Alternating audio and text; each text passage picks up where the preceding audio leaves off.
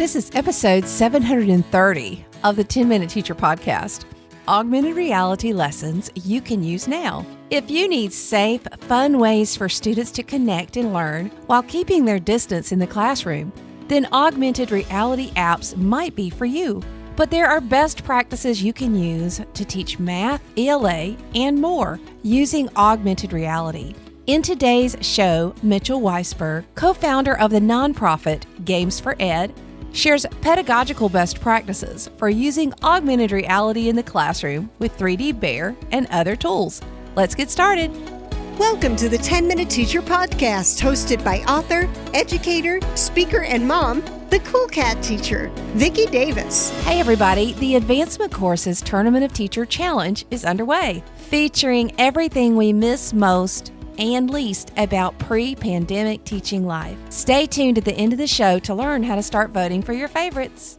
Today we're talking with Mitch Weisberg. Mitch and I have known each other on the earliest emails I have go back to 2008. He blogs at academicbiz.com. Today we want to talk about augmented reality, but also applying some of the principles from the Finnish education system to teach with it. Full disclosure, Mitch is COO of 3D Bear, but this is not a sponsored episode in any way and really more focuses on the pedagogical practices of augmented reality in Finland, which he is uniquely equipped to discuss. So help folks understand that don't really understand what augmented reality or AR is. Let's start there. Okay, so augmented reality is basically looking through your phone's camera and then adding things to the phone's camera. And there's really three different types. One form of augmented reality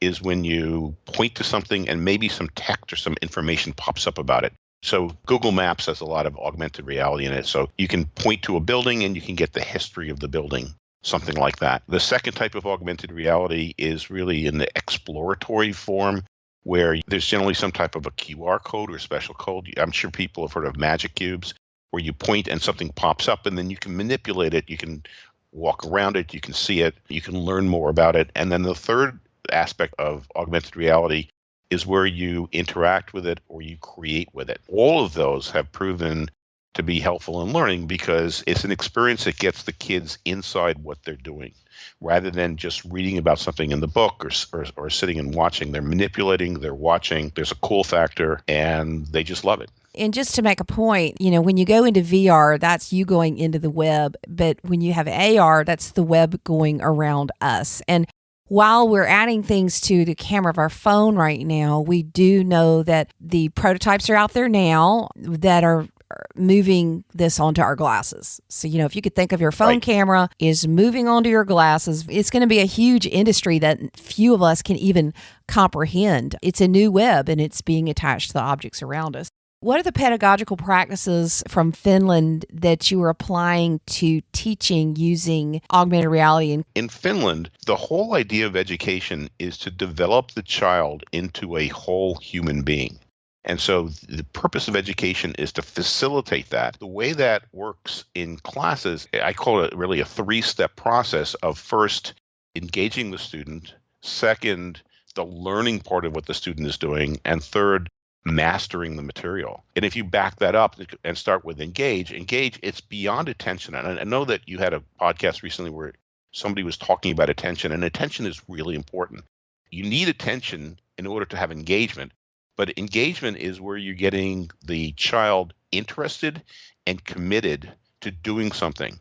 You're really grooming them for persistence and grit. Part of that is getting them involved with something that they get to choose. It's linked to some context that they're excited about. It's linked to some purpose. They get to choose it. They have to understand that it's something that they have the capabilities to do. They may have to stretch a little bit, but they have those capabilities. And they're connected to you as a teacher because they want to succeed because of their connection to you and their connection to the class. You as a teacher, if you want to get them engaged, I guess one of the first things is to make sure that, to touch base with them, and they have to be in a good mind frame or well-being before they can even get engaged. The steps of engaging the student would be to, make sure you're checking in with the student. How are you feeling?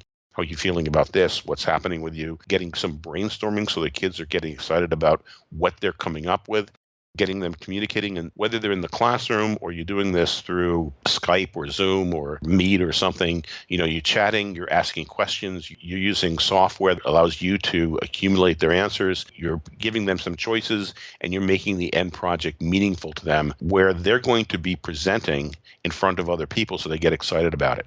So that's getting them engaged. And then the learning part. In education in the US, we're really good at the learning part, but we often go there too quickly and often we end there.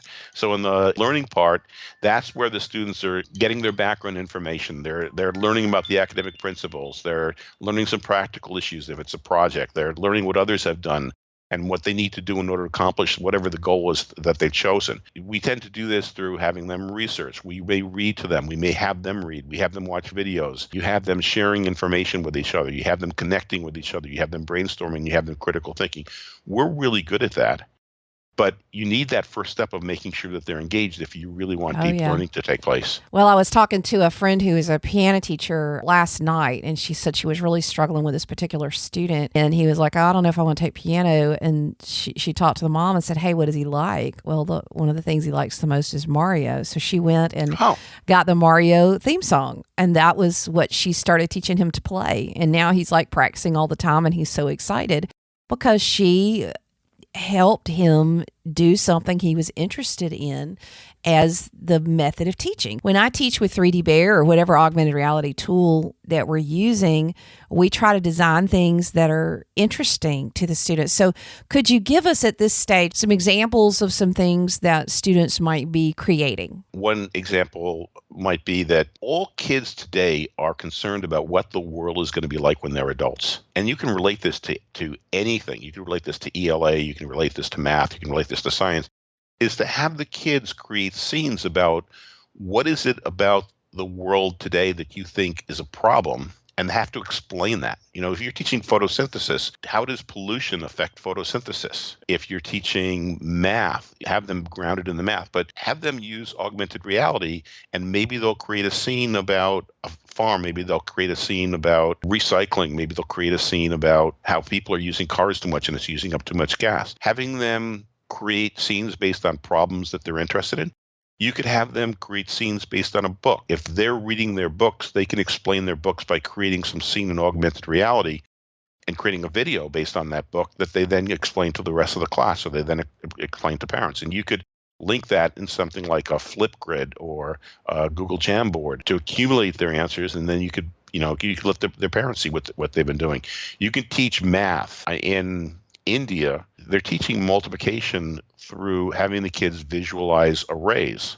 And so if you want to explain that, 4 times 3 is 12, you might have the kids choose whatever that they want to choose, but they have to create 3 columns of things and then create a video explaining why 3 columns of things is like an array, and when there's 4 items in each column, it equals 12. If there were 2 items in each column, it would be 8. Yeah, so that's kind of their learning. And then does just using the augmented reality move them to mastery, or how do you get there? You get them mastery by building into the lesson some way for them to apply or analyze or evaluate while they're creating. And you do that with what happens before they create, and you do that with what happens after they create. The other side of mastery is to get them involved with reflecting somehow or other on what they've learned, having them involved with self-assessing what they've learned, and teaching them how to self-direct. The 3D Bear part of it, I think, is the relatively minor part. It's the icing. It's because the kids love working in augmented reality. They love creating their videos. They love creating their photos, and that's what motivates them to do it. But the mastery part is, applying, analyzing, evaluating, and creating, which, as everybody's probably already familiar with, those are the 4 higher levels of Bloom's taxonomy. And the saying, of course, is that if you really want to learn something, teach it. And so by creating the video and demonstrating, what we need to understand as teachers, when you use augmented reality, all of the things that are in there are digitally created. So you can actually have kids manipulate things that look like they're in the physical space. I mean, typically they're cartoonish like, but things that you couldn't really have in your classroom necessarily. Right. You know, dinosaurs or whatever, whatever it is. You can recreate the landing on Mars in augmented reality in your classroom. NASA has objects that where the module landed, you could put that on the floor of your classroom in augmented reality, and you could take Perseverance and put it on that terrain, and then you could have the helicopter flying above it. Mitch, as teachers go back to school and students go back to school, fill in the blank. I hope they don't blank. As teachers and students go back to school, I hope that they remember that there are things that are more important than test scores, and that they care for the well-being of each other. And that's really what makes the world go round. So I read recently that 1 in 3 people, I tweeted this statistic out with the source, 1 in 3 people are experiencing significant loneliness, but 61% of our students are experiencing significant loneliness since we've been in the pandemic. So the one thing about creating and inventing, and particularly using augmented reality, is it does get kids up and gets them moving, it gets them interacting, and they have fun. And we need that. We need laughter and learning, and that's what we need to do. So Thank you for sharing these principles and concepts of effective teaching, but also pulling in a really cool tool into the classroom. Thanks, Mitch. Well, thank you, Vicki. The Advancement Courses Tournament of Teachers Bracket Challenge is back again for the 4th year in a row, and voting is now open from March 22nd to March 31st. This year's Remember When edition features 32 scenarios that educators both miss and don't miss about classroom life before 2020. Things like taking students on field trips versus hosting classroom parties, or fire drills derailing your lesson versus a broken air conditioner. Now, I've had that last one, and that's no fun. Vote for which scenarios you want to see advance in each round and see the winners announced on April 1st. This is going to be fun, so join in at coolcatteacher.com/tournament to learn more and start voting. If you enjoyed today's 10-Minute Teacher podcast, why not subscribe on iTunes? You can also catch up with Vicki on Twitter at CoolCatTeacher, or level up and learn with her blogs and free resources at coolcatteacher.com. Thanks for listening.